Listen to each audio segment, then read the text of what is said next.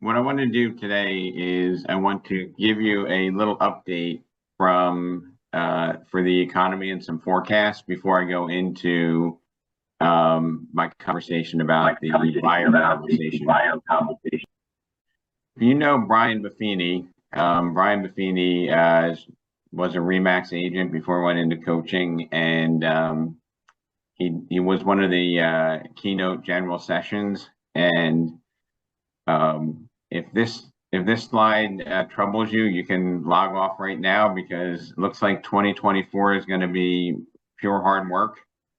All right, and my role and my job is to give you the strategy to execute. And I also want to give you some statistics and some forecasts and predictions. I'm going to say don't expect the market to bail us out. Don't expect the market to increase by 10% or 20% to increase us by 10 or 20%, because that's not the reality of what happens. It's executing on strategies that work, plays that work, sharing ideas and collaborating together will get us way further than we ever imagined we can get. Next slide, Fred. If you want uncommon success, you have to make uncommon sacrifices. And I think what that means, it doesn't mean that we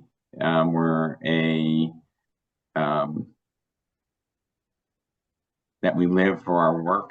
It means that we work deliberately, and we make choices and we make sacrifices early on, or maybe we are much more intentional in the way that we spend our time. I think 2024 and 2025 for me, and hopefully for all of you, will be the time of efficiency and effectiveness instead of grinding it out and working harder. Because I don't think anybody here wants to, have a plan where we just work harder and harder. I think working smarter and building residual is what Brian is talking about here, is making the sacrifice to be intentional and making the sacrifice to be deliberate and protect our time. Next slide, please. Hey, Rob, if I could just interrupt for 1 second, and I apologize for that, but I just wanted to mention that because of the way you started this about, if you're not willing to put in the work, then maybe you should just drop off. Jeff Otto the other day gave an incentive to the agents, pointing out that there's been a dramatic drop-off in the number of realtors in New Jersey, and he anticipates that there will be a lot more because of this new buyer agency agreements, etc. So that those of us who remain in the business stand to actually do very well if we commit to the time and effort that Rob's laying out right now. Thank you for sharing that. So let me just get back to the slides here. So the demographics favor us tremendously. Okay, what's going to happen over the next? I don't know why that's happening. What's going to happen over the next 2 years is we're going to have 7 million babies, 3 million marriages, and 3 million job changes. It's the forecast from the NAR economists using a lot of statistical data and historical numbers. What does that mean for us in our profession? It means that there's going to be an opportunity. Okay, next slide, Fred. By 2025, about 20% or 1/5 of the workforce will be working remotely, which gives homeowners more choice on their lifestyle and where they want to work. Let's go to the next one. In 1971, interest rates were 7.33. If you had waited for rates to drop, you wouldn't have bought a home until 1993. You would have rented for 22 years while you waited for the rates to go down. Home prices quadrupled. Okay, this is not a sales pitch. This is not hey, let's use this as a niche to get some people to buy, or as a reason. This is just facts. Okay, we're not, we're not selling, we're educating. Okay, and there's enough people out there for us to educate, and for people who want to work with us and who recognize the value that we deliver, that we don't need to be shamelessly selling or saying, hey, don't miss out on this. It's just the facts. Don't wait to buy real estate, buy real estate and wait. Okay. Changing the words around have significant meaning. Let's go to the next slide, Fred. This slide here, and I put these slides in the notes. And if you go to the email you got with the link to the Mastermind and the little video clip for me, there is a link to the notes. There's going to be a link in those notes to all these slides. Okay, the price of waiting, if you buy now at 400, you buy later a year or two down the road for 5% more. 420, the rate goes from 7 to 6. Your down payment increases, your mortgage payment only increases slightly. But what I will aptly point out to you is, who knows the analogy of flip the coin, heads you win, tails you win? So I hope somebody listens to me and can share that analogy. Anybody? It means you win either way, Rob. Right. So, but more specifically, Lisa, if rates never go down again and you buy now, you've locked in a 7% rate. So win-win. If you buy now and rates drop to 6, what this slide doesn't show is you're going to refinance and your payment will be less than 2014 because you'll be borrowing slightly less and you will have amortized your loan slightly. So the impact on waiting for rates, in my opinion, is never a good reason to delay, preferential housing and changing your lifestyle. Okay. And, if you're in the scarcity mindset, what you're going to do is you're going to try to talk people into buying, and they're going to feel that and they're going to resist it. And that same person that may decide to make a decision is going to defer making a decision just for that reason. Okay.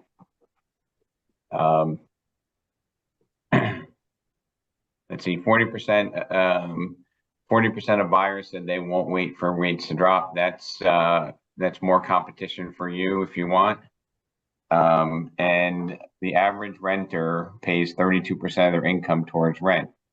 All that money is gone. You're not building equity. You're not getting a tax advantage. I'm going to share with you a presentation / conversation that we could be having with our clients. And I'm also going to work on expanding that. The median home price is expected to rise. Will it go up a lot? Will it go down in certain areas? I can't predict the timing of when to buy a house, what the exact day and month.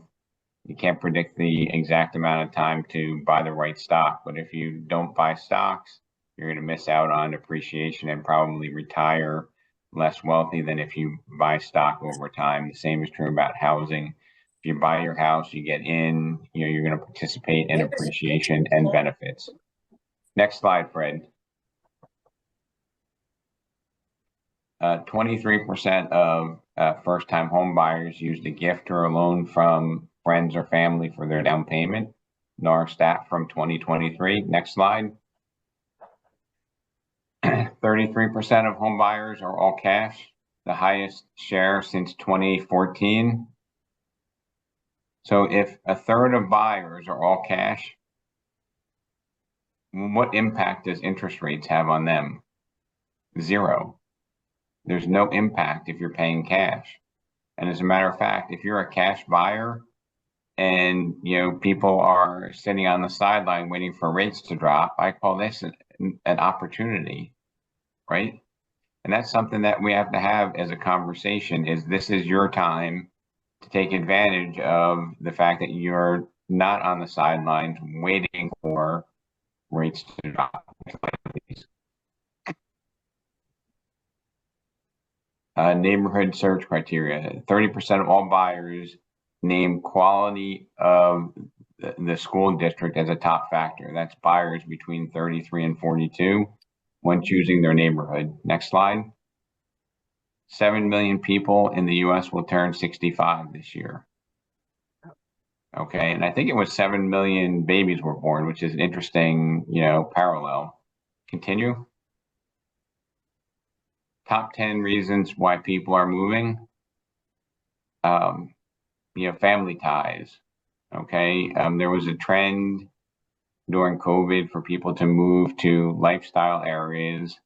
Then maybe they moved to Florida, maybe they moved to the Carolinas. They wanted to not have to shovel snow.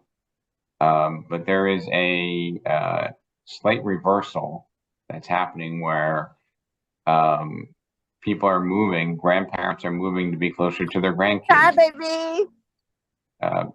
Fred, if you can mute everybody again. I'll unmute myself. Done. Okay. I need bigger space. They love the rate, but despite loving the rate, the house no longer fits their needs.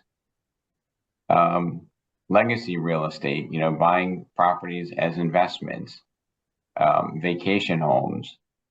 Now, if you're not in the vacation home market, you might say, how is this relevant to me? How is vacation homes relevant to me?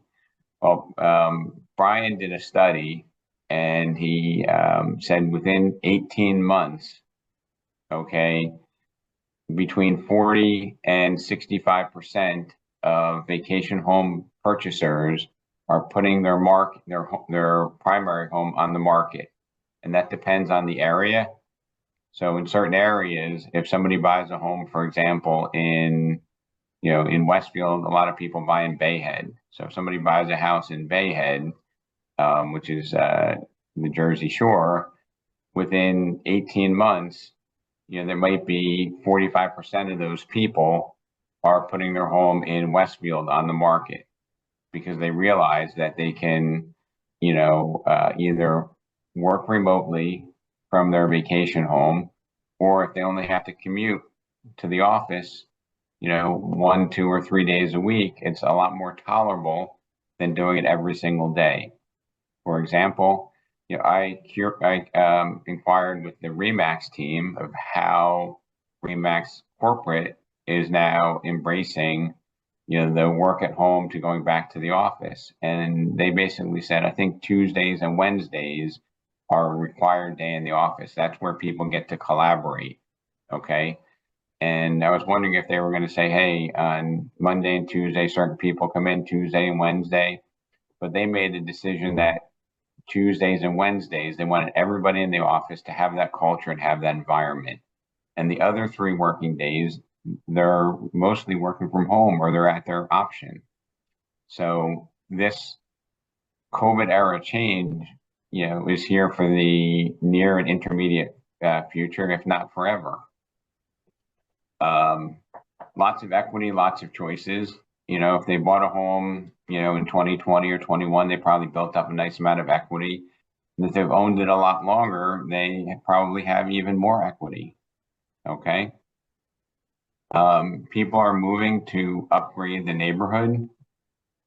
Okay. And what upgrade the neighborhood means is, there are some changes that are occurring in some people who, once felt comfortable in certain neighborhoods, and now they feel like things have changed and they want to change the neighborhood or the environment which they live in day to day. Hugely important. Downsizing, out of area relocation. And I think that this was, Rob Garber, you and I go way back, but there was a time when, you'd see companies that would have massive relocations. And I don't know, did you ever benefit from a company moving people out of Morris County or into Morris County years ago? Absolutely, yes. I did a lot of relocation business, and it was always, even though you were paying a big referral fee for a relocation business, it was business you wouldn't have had otherwise, and you knew when you had a buyer that they had to buy. So it was a good deal overall for sure. I think there's a lot less of that in the marketplace, and I think perhaps, Robert, rather than companies relocating people, I think the abundance of job opportunities, people kind of relocate themselves without a reload package. Would you agree with that? I do see that. There's just to give a shout out for a minute to Gary Nagurka from the Pinebrook office. He gets leads because of his Zillow reviews, and he gets them from all over the country, people who are looking to move to the area.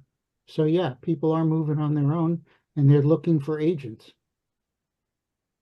Yeah, Yeah. and Rob, I also wanted to mention, I worked with a company in the past called Veterans United. I know a lot of people know them. They're also a good company to sign up for referrals. I've done a few closings with them.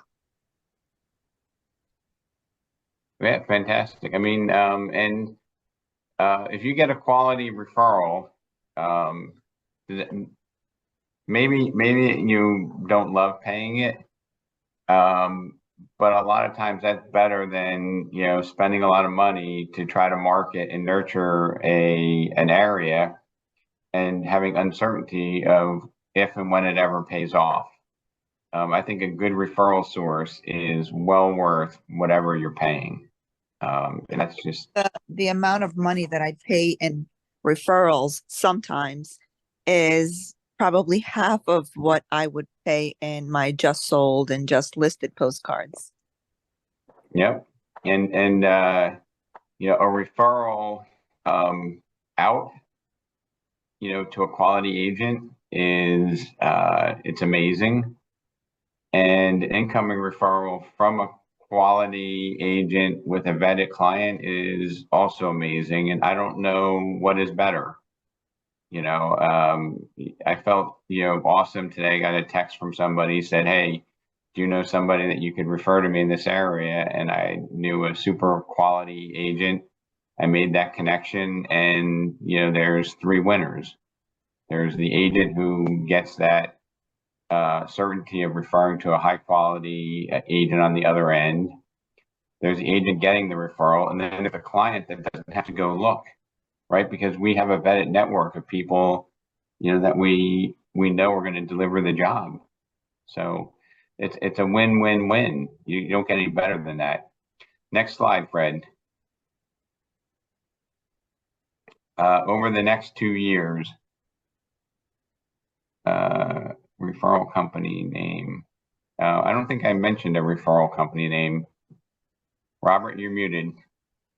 I think Paul mentioned Veterans. Oh, Veterans United. Yes. Oh, Veterans United. Yep.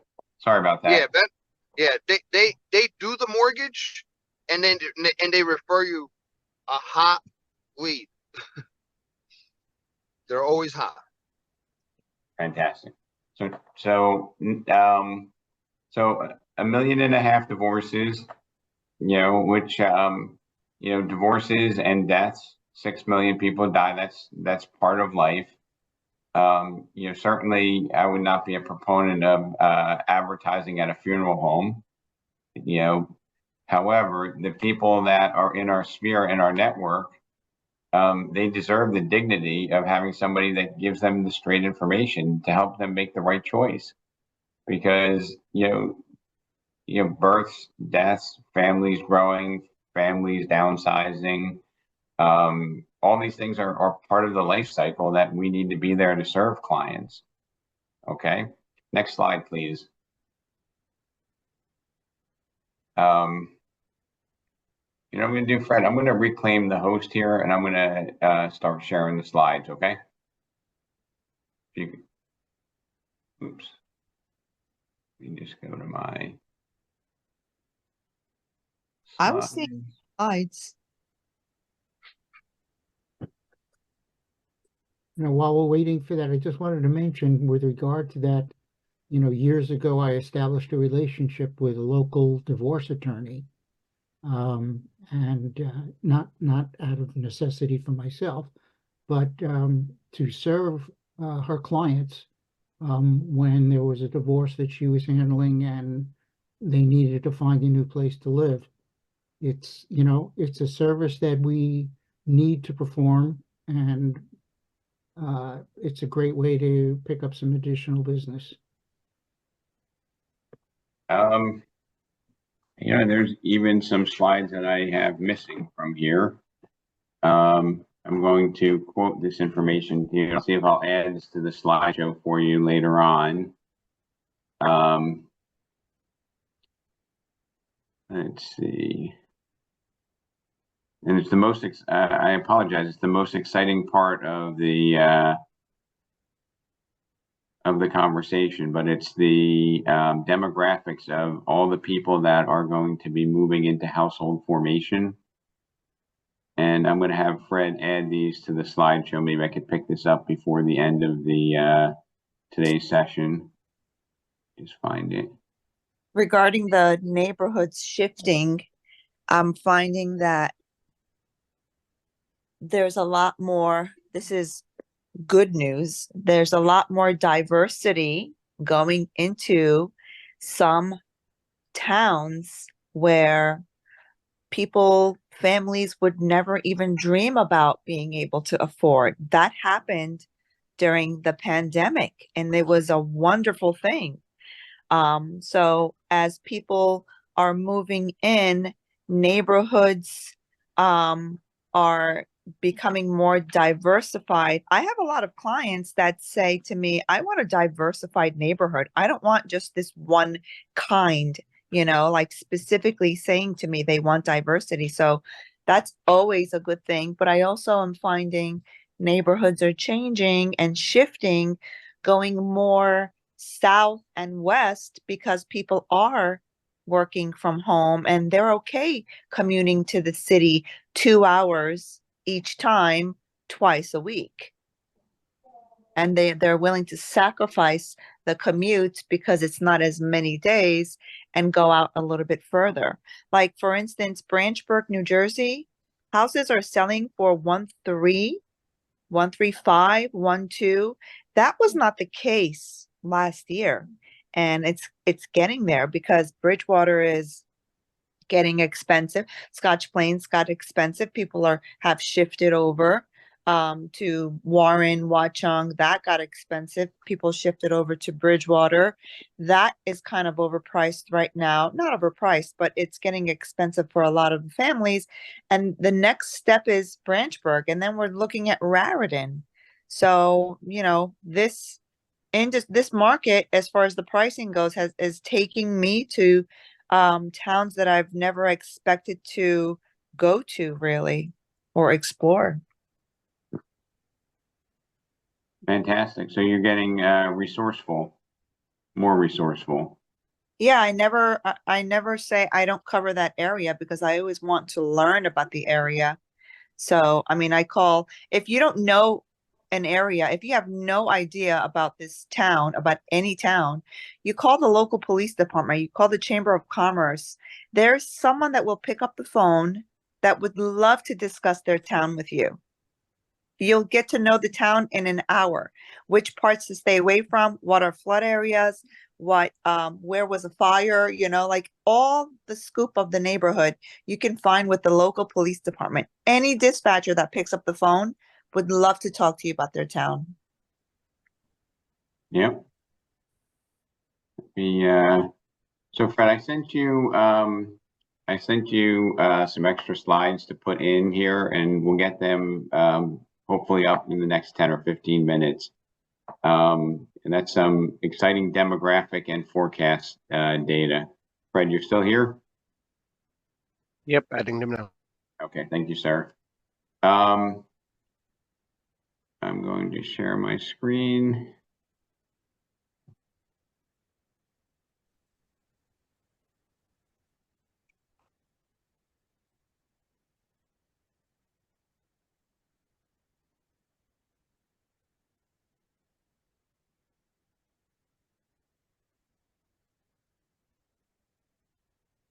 So some thoughts here before I go into the rest of the presentation.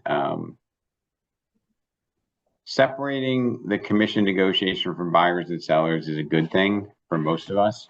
probably everybody on this call, it's a good thing for us. And I even put listing, I should put great buyer agents will be able to articulate their value. And they must be able to address why they're worth what they're being compensated. Okay.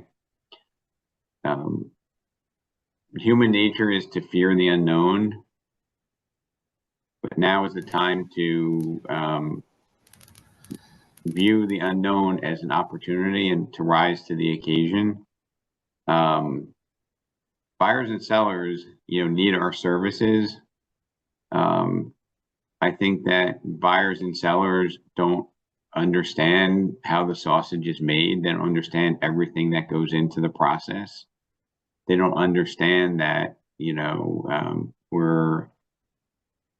our activities are just the tip of the iceberg that they see, right?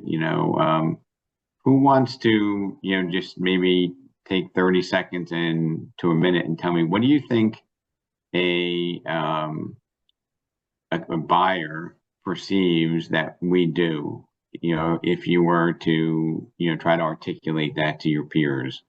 So what does the typical buyer think that a realtor does for them in the process? Hey, it's me again. Hey, listen, that's not your fault. That should have been set up first of all that way. So just remember that. Brad, you Yeah, talking to I us? emailed. Can you put me on speakerphone with Tim too? Hold on, can you, sorry about that. Okay. All right, so if you're on here and you on these sessions, if you need to do something else, we can mute yourself out of respect to your peers. So anybody want to just give me a 30-second to a minute? Do you mean buyers that appreciate agents or buyers that take advantage and don't understand their worth? Because there's two separate buyers out there. So there may be two separate buyers out there, Netta, but what I'm asking you is, what do buyers think, or what do they see that we do? How's that? What do they see us do? They see us, well, I mean, there are a certain number of buyers that think we are just professional door openers, and we're not. But most of the buyers that I work with see the worth in the advice that I give them and the honesty, and every advice that an agent gives to their buyer client is customized based on their situation. For example, I spoke with a first-time home buyer last night who reached out to me just out of the blue and said, Ned, I want you to help me find a house. Okay, I can do that. Let's talk. I spoke with him last night over the phone, and based on his criteria, well, he's single, he's not married, he doesn't have kids, this is his first purchase, he's looking to buy, a $600,000 house, but he doesn't know if he's going to stay there long. Well, I said, you know what? The advice that I brought to him, the value that I gave to him is, first of all, looking at his finances. I understand that everybody says, you're an agent, you can't talk about finances, but I can and I will. But I'm full disclosure, I tell him I'm not a financial advisor, but this is what I know. So, a legal stuff that I discuss with him based on my past experience. I'm not an attorney, but I am going to talk legal with him as well. But I will disclose I'm not an attorney. This is my experience. There are so many items that you discuss with your buyers as an agent, so much value you bring to the table. At the end of our conversation, he agreed that his budget should be anywhere between $450 and $550, and maybe possibly looking at a duplex or a townhouse, because once he upgrades from there, he can rent it and he never wants to sell it and use that equity. He didn't know what the word equity meant.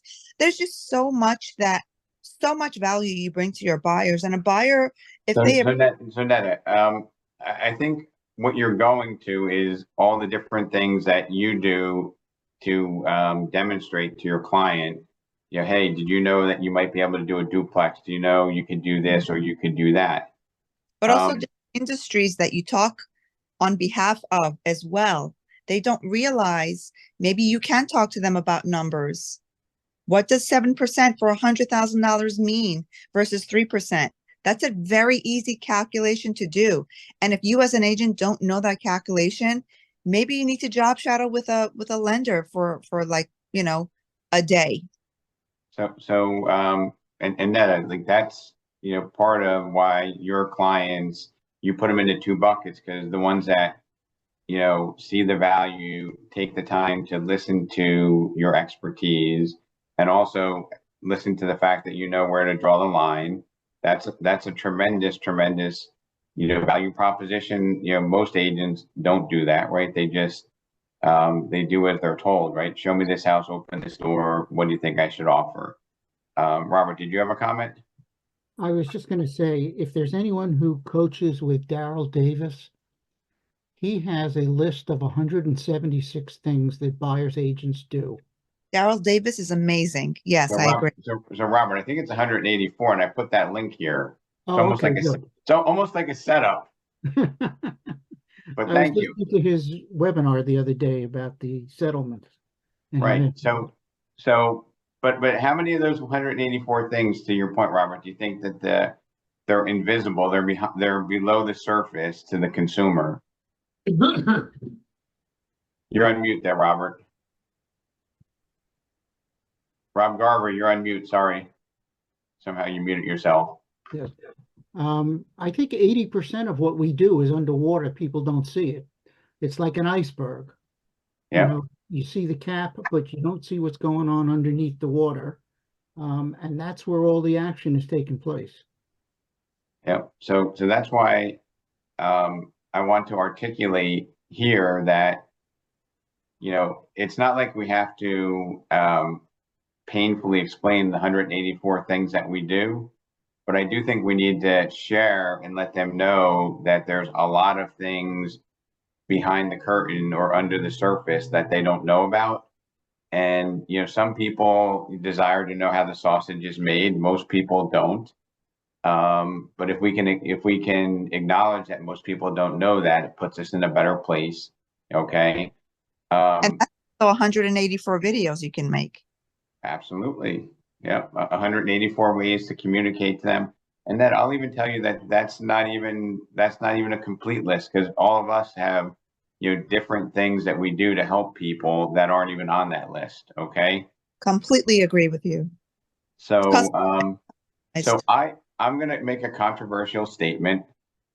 All right. Because I've been in the business long enough to at least I'm entitled to my opinion. Okay. And you can disagree with it.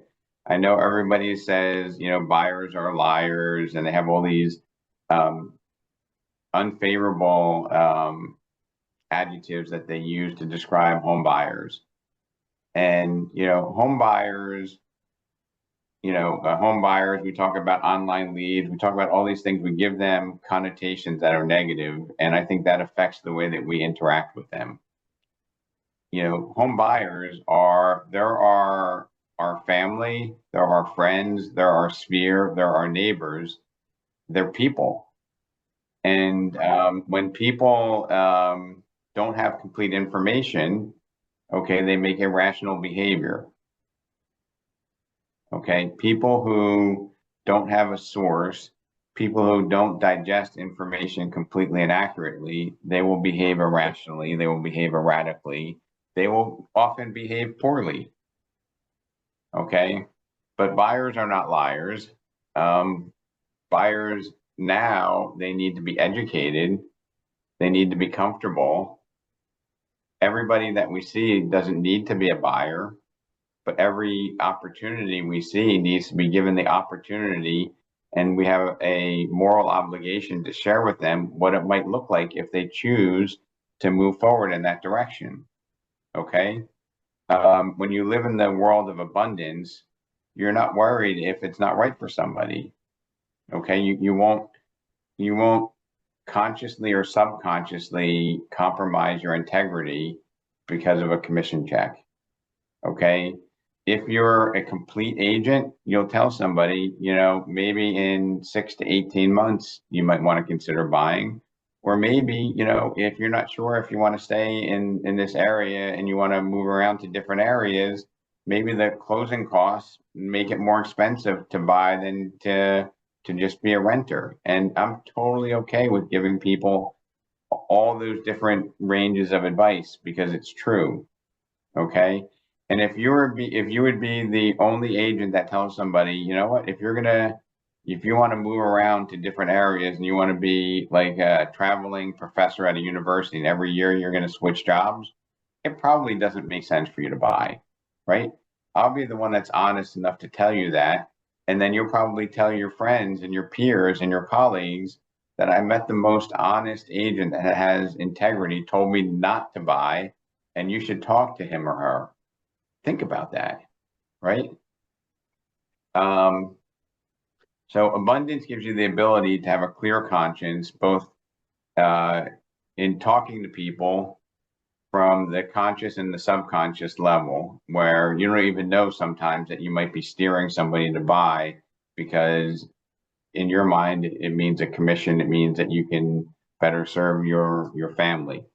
So putting it out there, buyers are not liars. Buyers are our friends, neighbors, family, colleagues. They're our neighborhood.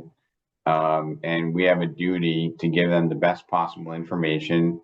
I think if somebody doesn't have accurate information, they might say, everybody's saying that, I have a great interest rate. I don't want to move, right? And they're going to be like sheep unless we educate them on what does that mean, right? If they have a 3 3/4% mortgage or a 4.5% mortgage, and the rate is 7, yes, that's a little bit of a pain in making the decision, but people will pay for a better lifestyle, right? People will pay to have a better opportunity for their children to go to a better school. People will pay for the convenience of having, a community they feel more comfortable in. So we often fear the unknown, but now is the time to rise to the occasion. Buyers and sellers both need our services. We will not be extinct. We're not going to be a travel agency industry where we go away because people can book online. That's not possible. We provide an abundance of services that people don't even know that happens behind the scenes, under the surface of the water. We're going to be taking a different path now to get there. What's great about it, what's not even good about, what's great about it is that it appears the industry is going to be requiring us to have a more significant conversation at the onset of a business relationship. Okay. We're going to have to explain what buyer's agency means. We're going to have to discuss whether we're a good fit to work together. We're going to have to enter into a contract. Okay. And I believe Fran mentioned to me that the week of April 8th, we'll have, buyer agency contracts by the New Jersey Association of Realtors. I don't know if anybody on our Florida team knows if Florida is going to have a version that we can start to become more familiar with and dissect at any time in April, or if there's already an updated one at this point. Rob, this is Amelia. I'm on the Standard Forms team for our local association here. And the local Broward Association is working on looking at it and revising that one, but it doesn't get to Florida for a little while. So the Florida Realtors broker agreement may not be revised right away. Now, how amazing is that? In our clan here, we have experts that can give us an update. Even if it's not here, we at least know what to expect. Amelia, thank you so much for sharing that. What an amazing group. So the sooner Hey, that Rob. yes. You mentioned travel agents. They're actually making a comeback because the whole Gen Z now is old enough to and wise enough to realize, you know what, for maybe a small fee or maybe not even a fee, I'd rather have that travel agent do it all for me and just say, here, this is what you owe, and that's it.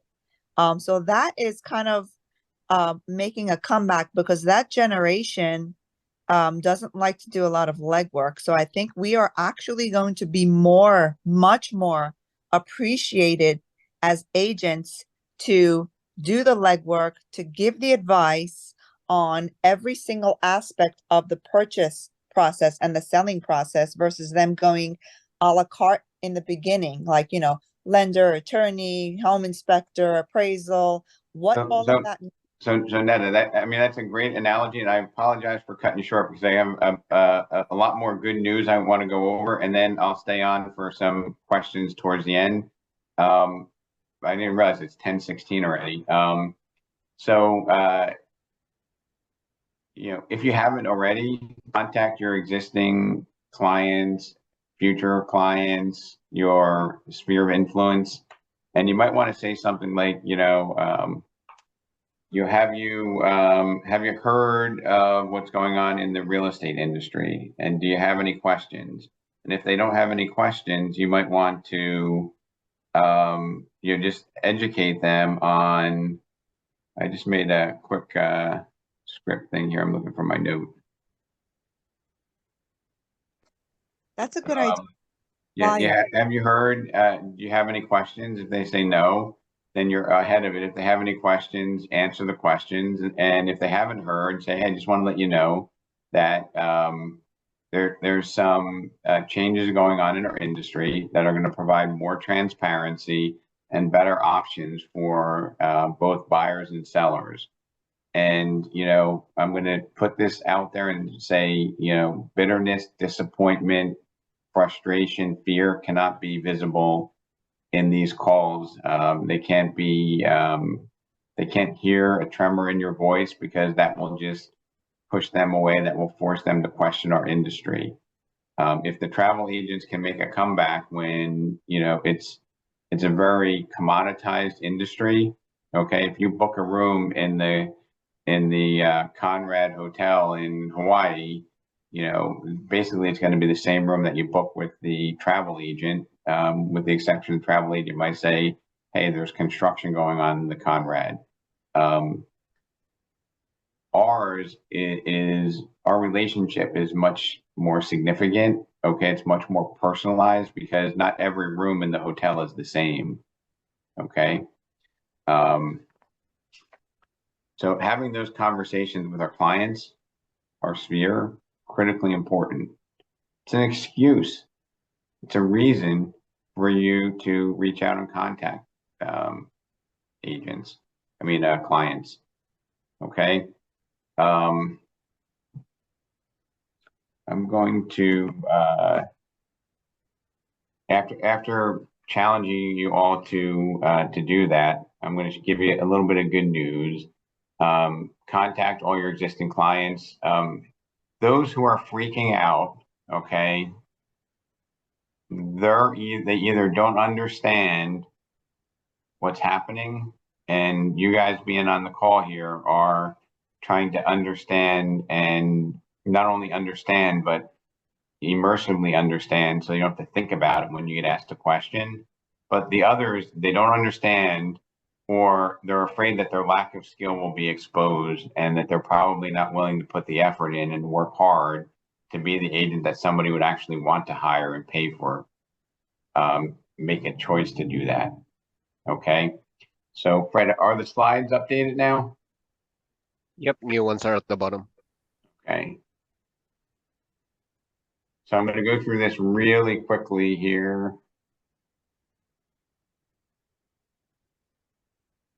And these are available for you. You have permission to borrow, steal, replicate, whatever you want to do. So the average, this is contributed from Angie Verostock in our Rockaway office. She offered to share this with me, and this is her buyer conversation, her buyer presentation that she's been using for years prior to this settlement. And I think we can make some pivots to it, but this is what she had done. And most of us don't even have this.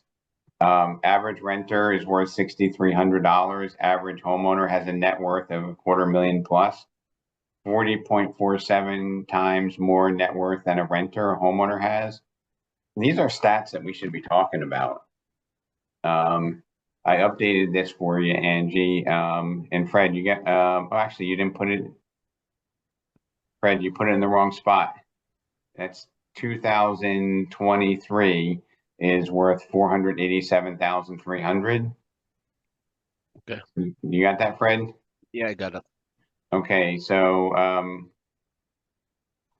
Hey, advantage hey, of buying. excuse me, Rob, would it be possible to put every decade? Because I'm trying to show clients how the home values, over each decade has gone up, a certain percentage. And if you could list, every decade through current, that would be great. Fred, it had 2003 there, right? I think it did. So It did, yep. this will be available to you, and we're just adding the 2023 on the bottom.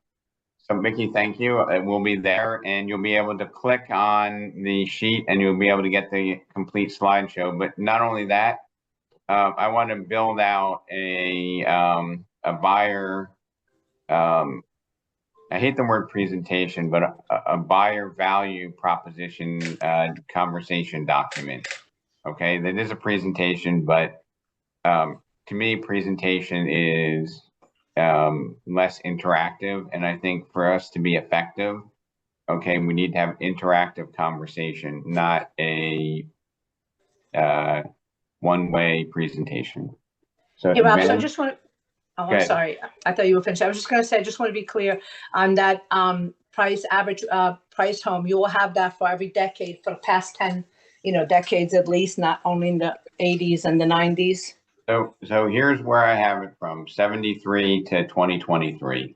Yeah, but what's more important is to see, last year to the 2 years ago to 3, like every decade for more current. So I would love to see, what it was. And this is what I try to talk to my clients about, that they say, well, prices will drop. If you look historically. So Mickey, I want you to just shoot me a text. I'm going to give you maybe a chart to support this, which shows you over time. Okay? Excellent. Okay, thank you. So advantages of home ownership. If I mention the word CMA, is there anyone that doesn't understand what that means? Right? I would hope most of us understand what LTV means, which is loan to value. We use acronyms and we assume people understand a lot of what we talk about, but don't assume that people even understand the full benefit of home ownership. Okay, and we're going to incorporate this, thanks to Angie and some others that have made some comments here, into a bulletproof conversation for clients to identify whether or not, home ownership is right for them at this point. Okay. Hey, Rob, advantages of a mortgage. Yes, Dan? you need another screen there that says tax advantages of renting, 0. Okay. That's pretty Good impactful. one. That's a good one. Maybe you can put tax advantages of renting and have a picture of the landlord and the tenant and show who gets all the advantage, right? All right. So thank you for that suggestion. Fred, can you make a note of that, please? We'll do that. And Netta said that she likes to go into some of the numbers. Like, maybe you don't need to know how to calculate exactly how something amortizes, but you need to be able to talk about the economic benefit of home ownership. Okay, as part of being a complete buyer's agent. Okay, providing full representation. This is what Angie's had in her conversation. Angie and some other people had said that instead of we get paid a commission of, we get paid compensation equivalent to 3% of whatever. So here's some current here's some data. In 1993, there were 260 million people living in the U.S. 2023, there is 340 million. That's 80 million more people. And there's a reason why I picked these years, okay? in 2020, we had 5.6 million residential sales. In 2021, we had 6 million. And for, the decade before, we were probably between 4.8 million to maybe as high as 5.8 million transactions. That was the trend. 2022, we dropped from 6.1 to 5.1. 2023, we dropped from 5.1 to 3.9 million. Now, this is Buffini's projections, and he supports them with some pretty good data. But he's forecasting that in 2024, we're going to make a mild recovery, not back to 2022 yet. And then 2025 will be another mild recovery built upon that of 15 to 18%. Two things that create buyer demand, in real estate. And I would say essentially there are only two things, which are household formations and employment. So people need household formations creates the need, and employment creates the ability, right? Because if you have a household formation but you're unemployed, you're not going to be buying a house. Pretty basic logical fact. Here is household formations. Okay, this is our population broken out by generation, and the household formation generation is age 26 to 35 is where most of the household formations are. And there are 45.5 million people in the household formation stage. Okay. Now, assuming that a majority of these household formations are married individuals or couples, you'd cut that in half to 25 to 24 million or 23 million people that are in household formation mode. Okay, and there's only 3.9 million sales last year. I call this an opportunity of a lifetime. I'll repeat myself. There's 45 million in the population that are in that range of forming households, and there were only 3.9 million sales last year.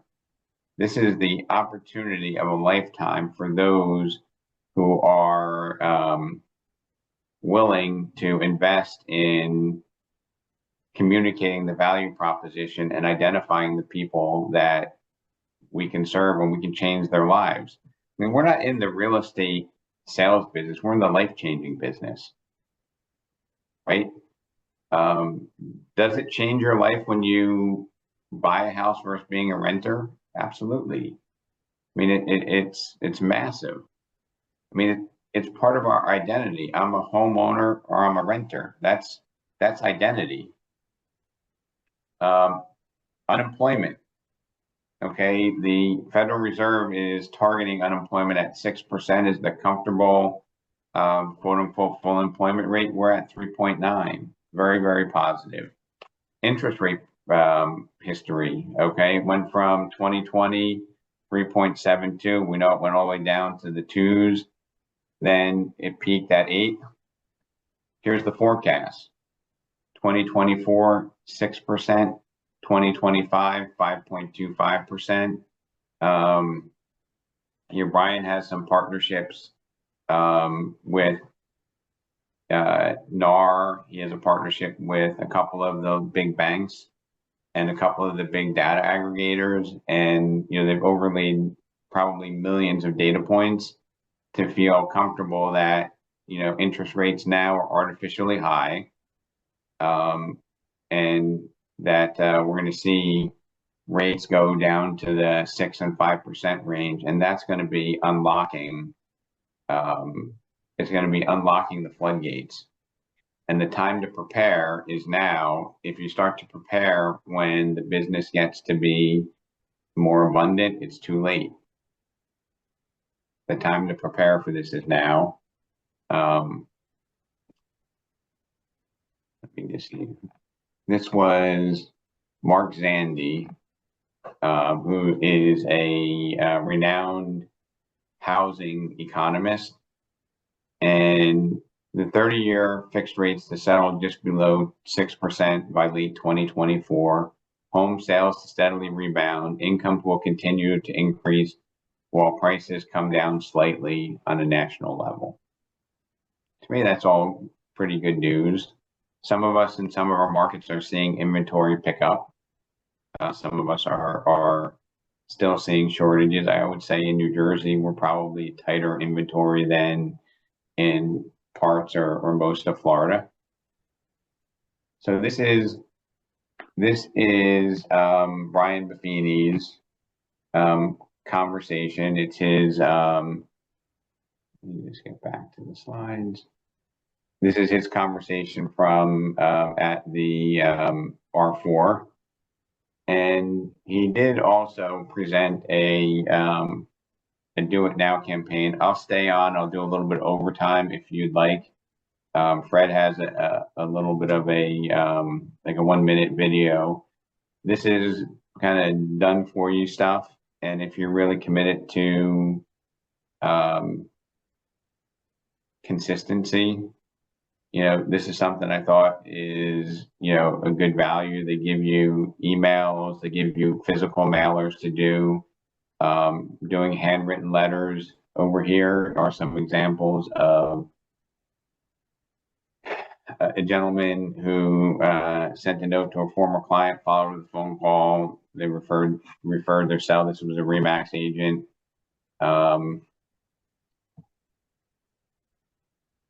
Writing personal notes. There was another RE/MAX agent, Michelle Wiley, who said she was going to write 520 notes. She wrote 806 and closed 335 transactions for over 400,000 in GCI, directly associated with handwritten notes. Not the most sexy thing in the world, right? Everybody wants to have AI and technology, but writing notes. Here was a RE/MAX agent from Ontario who built such a client base that he used it as an excuse to reach out to his clients. And I think it was a little bit lazy, but I admired his ingenuity. He reached out to his peer. He sent out an email with a link. You want a pecan, cherry, or apple pie for Thanksgiving? He had 238 people that responded. He invited them to drive by his house, and he gave away all the pies. There was a line of people coming to pick up the pies, and had foreclosed transactions from it and several CMAs. And to me, yeah, it's great that you gave away the pies. I don't know, 238 pies, 10 bucks. It's like less than $3,000, maybe 12 bucks. To get foreclosed transactions, several CMAs, to meet with your clients, have people feel good about you. Brian talks about the pop buy, where you bring something by of value to their house. This gentleman, Michael, made it almost like a drive-in. You drive up to his house, he shakes your hand, gives you a pie, happy Thanksgiving. Pretty creative, in my opinion. So if you're interested, I'm going to ask for some questions, and I'm going to play the video. And Eric Pruitt, are you on?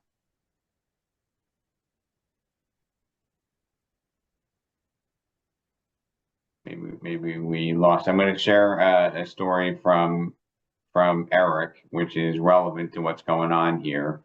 Fred, can you put in the link to the Brian Buffini thing? Do. All right, thanks. So anybody have any questions?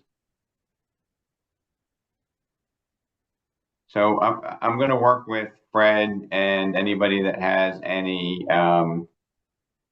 any content that you want to see be part of a buyer consultation. And I'm going to make it so that you can, steal the content, rebrand it with your own name, and have that at your fingertips. So any contribution that you have is welcome. Let me put this on here real quick, and then you have to stay on because I have a really amazing story that Eric Pruitt shared with me, but I'm going to keep you on for a minute. We go to the chat.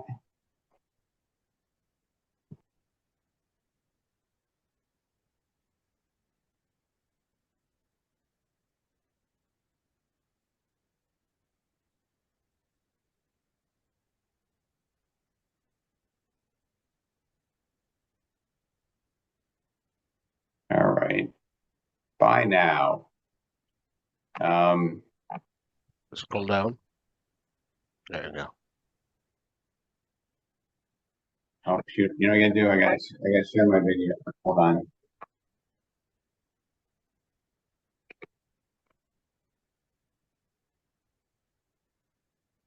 Perspective, real world applications and skill building. I kind of felt like maybe I didn't need to take. Can you hear it? Anybody? Can you hear it? Comes in and out. Okay. Yes. The Pathway to Mastery Essentials because I've been in real estate for 18 years, but I'm so glad that I took it because it was a fresh perspective, real world applications and skill building that I could take and apply to my business right away. We finished the Pathway to Mastery class right before Thanksgiving, and before the end of the year, I had 1 buyer in escrow and I had 6 listings in my pipeline, and it's setting me up for a wonderful start to 2020. In Pathway to Mastery, we had a lesson called listing presentations, and I applied the information. I'm not here to do a complete sales pitch on Brian Buffini's program, but the program that he has is giving you handwritten notes to send out, giving you a roadmap, giving you video content that's going to integrate to KV Core in the next 3 months. Okay, so that you can up your buyer game. And for me, just mailing out 50 cards that he's sending you each month with different content that's customized to you is probably worth $99 a month.